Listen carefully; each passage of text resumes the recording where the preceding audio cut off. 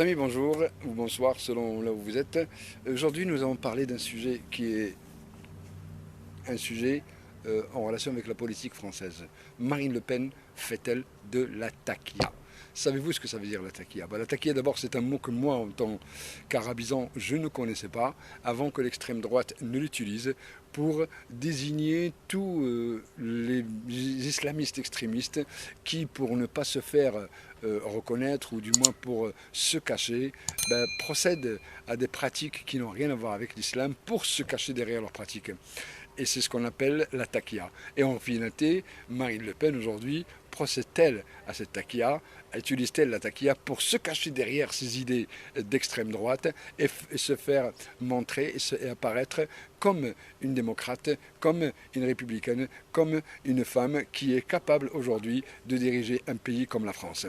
Alors, la taquilla consiste à ne pas paraître comme on l'est exactement. Et Marine Le Pen a procédé à ça depuis que Éric Zemmour est arrivé sur la place politique française lors de l'élection présidentielle et de la campagne pour l'élection présidentielle, où il est arrivé, Éric Zemmour, avec ses gros chevaux, où il a tout arraché derrière lui, ne laissant rien à Marine Le Pen, au moins sur son thème fétiche, c'est-à-dire l'immigration et l'islam. Marine Le Pen, au lieu de se décourager, alors qu'elle voyait revenir dans les sondages d'Éric Zemmour, au lieu de se décourager, elle a eu certainement cette idée de dire je vais laisser tomber l'immigration et l'islam et je vais m'atteler à des propositions qui intéressent les Français, à savoir l'emploi, le pouvoir d'achat, la démocratie, l'international et autres.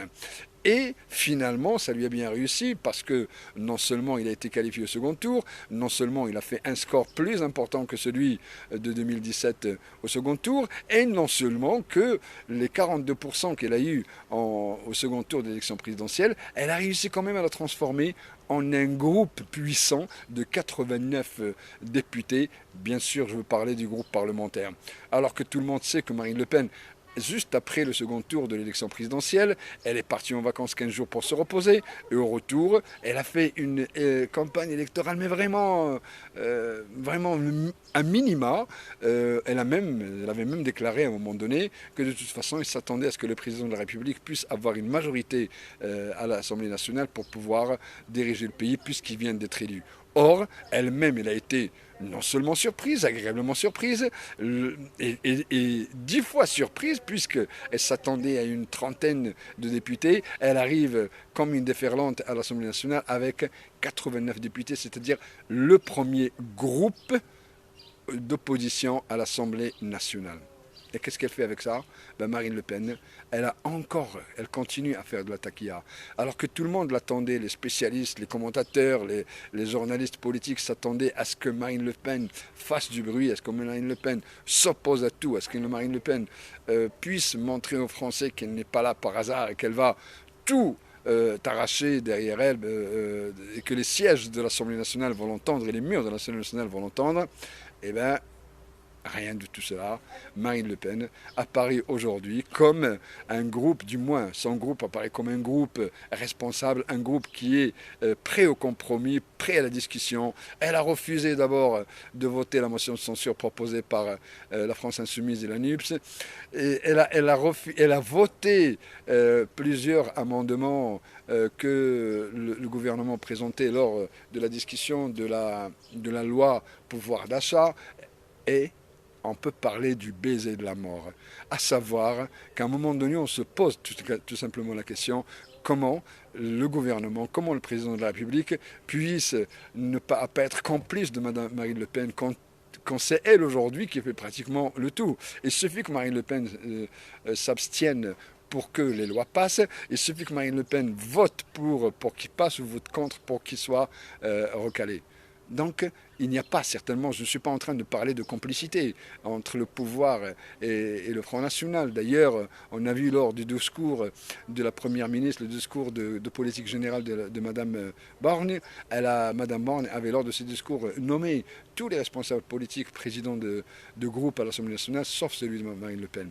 Et malgré tout, Marine Le Pen a continué dans cette stratégie qui consiste à dire « je suis un parti de gouvernement, je suis un parti qui discute » et qui, finalement, les Français vont commencer à la comparer avec la NUPS et notamment avec la France Insoumise, qui sont prêts à tirer sur tout ce qui bouge, qui sont prêts à voter contre tout ce que le gouvernement propose, qui sont prêts à proposer des lois et faire des propositions je ne veux pas dire qu'ils n'ont rien à voir avec le sujet, mais en tout cas, ils proposent des lois, ils proposent des amendements en relation avec ce qu'ils ont proposé aux Français pendant la campagne électorale. C'est-à-dire que la NUPS et la France Insoumise sont encore en campagne électorale. Et là, je viens à quelque chose qui, peut-être qu'il n'y a pas que la NUPS et la France Insoumise qui sont en campagne électorale. Je pense que tous les groupes sont en campagne électorale aujourd'hui. On a l'impression que, d'abord, il y a quelque temps, on a entendu le président de la République dire à ses lieutenants, à ses ministres, d'expliquer, de parler comme si on était encore en campagne électorale. La première ministre parle de discuter avec les Français, transmettre aux Français, dire aux Français ce qu'on a l'intention de faire, leur expliquer ce qu'ils ont l'intention de faire. C'est encore de la campagne électorale.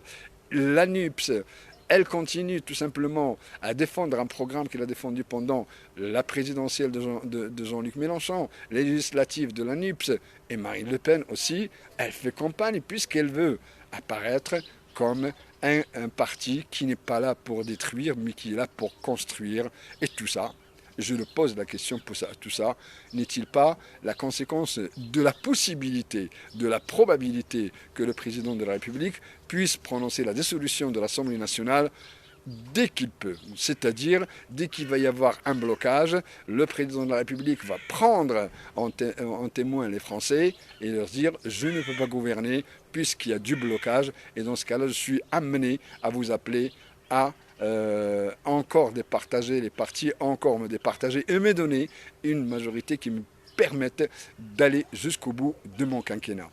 Donc, dissolution, peut-être, taquilla de Marine Le Pen, c'est certain. Cette taquilla, ça ne veut pas dire que Marine Le Pen a oublié d'où elle vient. Ça ne veut pas dire que Marine Le Pen a oublié l'héritage de son père, bien qu'elle a combattu quelques points du programme de son père. Il ne les a pas combattus, mais en tout cas, il les a oubliés, il les a mis de côté.